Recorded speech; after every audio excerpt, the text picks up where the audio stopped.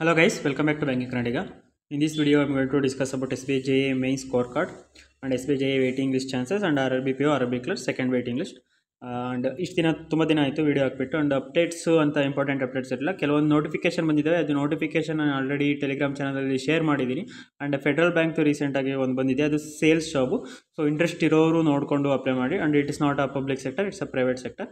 And NICLದು ಒಂದು notification ಬಂದಿದೆ, ಅದನ್ನು ನೀವು ಆರಾಮಾಗಿ ಅಪ್ಲೈ ಮಾಡೋದು. ಇನ್ಶೂರೆನ್ಸ್ ಇಸ್ ಆ್ಯಕ್ಚುಲಿ ಇನ್ಶೂರೆನ್ಸಲ್ಲಿ ಲೈಕ್ AO ಅಥವಾ AO LIC AO ಅದು better than like bank job, bank officer job. So ನೀವು ಅದನ್ನು ಅಪ್ಲೈ ಮಾಡಿ. ಆ್ಯಂಡ್ ಅದು ಬಿಟ್ಟು ಇನ್ನು ರೀಸೆಂಟಾಗಿ ನೋಟಿಫಿಕೇಷನ್ಗಳು ಬಂದಿಲ್ಲ, ಸೊ ಅದಕ್ಕೆ ಅಪ್ಡೇಟ್ ಆಗಿಲ್ಲ. ಆ್ಯಂಡ್ ನೋಟಿಫಿಕೇಷನ್ ಬರೋ ಟೈಮಲ್ಲಿ ನಾನು ಬ್ರಾಂಚಲ್ಲಿ ಇರ್ತೀನಿ, ಅಲ್ಲಿ ವೀಡಿಯೋ ಮಾಡೋಕ್ಕೂ ಆಗೋಲ್ಲ. ಅದಕ್ಕೋಸ್ಕರನೇ ನಾನು ಜಸ್ಟ್ ನೋಟಿಫಿಕೇಷನ್ PDF ಶೇರ್ ಮಾಡ್ತಿದ್ದೀನಿ. And coming to this video topic, RRBPO RRB clerk second waiting list.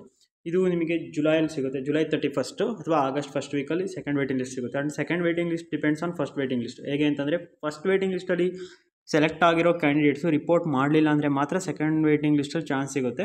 So ಮೊನ್ನೆ ತಾನೇ ಅವ್ರದ್ದು ಅಪ್ಲಿಕೇಶನ್ ರೀಪ್ರಿಂಟ್ ಬಿಟ್ಟಿದ್ದಾರೆ. ಸೊ ಅದು ನಿಮಗೆ ಈಗಲೇ ಗೊತ್ತಾಗಲ್ಲ ಎಷ್ಟು ಜನ ರಿಪೋರ್ಟ್ ಮಾಡಿದ್ದಾರೆ ಮಾಡಿಲ್ಲ ಅಂತ.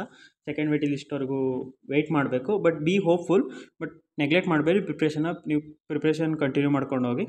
And coming to SBI JA waiting list. SBI JA waiting list Karnataka ಸ್ಟೇಟ್ದು 50 ವೇಕೆನ್ಸಿ ಇದ್ರೂ, ವೇಕೆನ್ಸಿ ಇದೆ 50, lowest vacancy last 10-14 years. But waiting list ಬರುತ್ತೆ ಈ ಸಲ, ಯಾಕೆಂದರೆ ತುಂಬ ಜನ ರಿಪೋರ್ಟ್ ಮಾಡಲ್ಲ.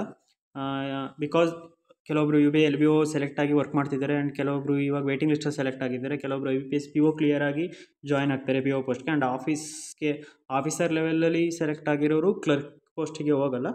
ಸೊ ಅದರಿಂದ ಆ ಗ್ಯಾಪ್ ಫಿಲ್ ಮಾಡೋಕ್ಕೆ ವೇಟಿಂಗ್ ಲಿಸ್ಟು ಮಿನಿಮಮ್ ಅಂದರೂ 10 ಮೆಂಬರ್ಸ್ ಬರುತ್ತೆ ಅಂತ ಅಂದ್ಕೊಂಡಿದ್ದೀನಿ. ಯಾಕೆಂದರೆ ನನಗೆ ಗೊತ್ತಿರೋರು 4-5 ಮೆಂಬರ್ಸ್ ರಿಪೋರ್ಟ್ ಮಾಡಲ್ಲ. ಫಾರ್ ಎಕ್ಸಾಂಪಲ್, ನಾನು ವರ್ಕ್ ಮಾಡ್ತಿರೋದು ಹಾಸನ್ ಅಂದರೆ ಹಾಸನ್ ರೀಜನಲ್ ಆಫೀಸು. ನನ್ನ ರೀಜನಲ್ ಆಫೀಸಲ್ಲಿ out of 288 reported LBOs 22 members ಮಾತ್ರ ಇರೋದು. ಆ 22 ಮೆಂಬರ್ಸಲ್ಲಿ 2 ಮೆಂಬರ್ಸು ಕರ್ನಾಟಕ ಸ್ಟೇಟಿಗೆ ಅಪ್ಲೈ ಮಾಡಿಬಿಟ್ಟು ಕ್ಲಿಯರ್ ಮಾಡಿದ್ದಾರೆ. ಆ್ಯಂಡ್ ಅವರು ರಿಪೋರ್ಟ್ ಮಾಡಲ್ಲ. ಸೊ ಅದೇ ಥರ ಇನ್ನು ಉಳಿದಿರೋರು ತುಂಬ ಜನ ಇರ್ತಾರೆ. ಸೊ ಅದರಿಂದ ಹೇಳ್ತಿರೋದು ವೇಟಿಂಗ್ ಲಿಸ್ಟ್ ಬರುತ್ತೆ, ಬಟ್ ವೇಟಿಂಗ್ ಲಿಸ್ಟಿಗೋಸ್ಕರ ವೆಯ್ಟ್ ಮಾಡಬೇಡಿ. ಎಕ್ಸಾಮ್ಗಳು ಆ ವೇಟಿಂಗ್ ಲಿಸ್ಟ್ ಬರೋ ಅಷ್ಟರಲ್ಲಿ ತುಂಬ ಎಕ್ಸಾಮ್ಗಳು ಹೋಗ್ಬಿಡ್ತವೆ. So continue with your preparation and give all exams. And SBI JA main score card ತೋರಿಸ್ತೀನಿ. ಕಟ್ ಆಫ್ ರೆಫರೆನ್ಸ್ಗೆ ನಿಮ್ಮದು ಕರ್ನಾಟಕ ಸ್ಟೇಟ್ದು ಇವ್ರದ್ದು ಕ್ಲಿಯರ್ ಆಗಿದೆ, ಬಟ್ ಇವರು ಕೂಡ ರಿಪೋರ್ಟ್ ಮಾಡಲ್ಲ. And is not currently working as LBO, but he will be working as LBO from 16th. ಇವರಿಗೆ reporting ಇದೆ ಯೂನಿಯನ್ ಬ್ಯಾಂಕ್ LBOಗೆ. ಇವರು ವೇಟಿಂಗ್ ಲಿಸ್ಟ್ ಸೆಲೆಕ್ಟ್ ಆಗಿದ್ದ ಕ್ಯಾಂಡಿಡೇಟು. 77.25 ಕಟ್ ಅವ್ರದ್ದು ಸ್ಕೋರು. ಆ್ಯಂಡ್ ಕಟ್ ಆಫ್ ಬಂದುಬಿಟ್ಟು ಅವ್ರ category 75.75 and general category 83. So ಇದಿಷ್ಟು ಈ ವಿಡಿಯೋದಲ್ಲಿ. I hope I conveyed all major issues.